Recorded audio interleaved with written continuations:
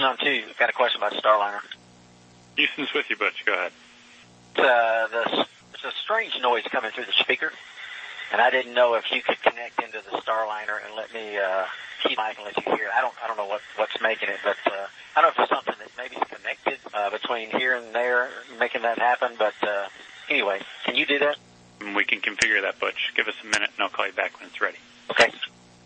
Station Houston on 2, we're configured for audio via hardline and CST, if you want to give us a call. Okay, I'm in Starliner, and how do you read?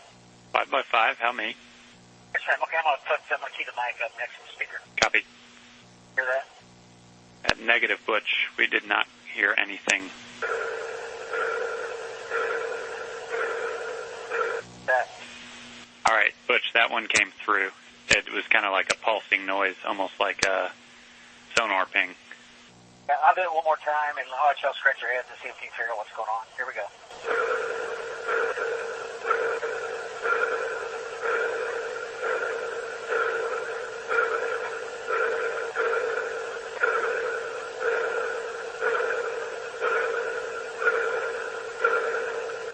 All right, over to you.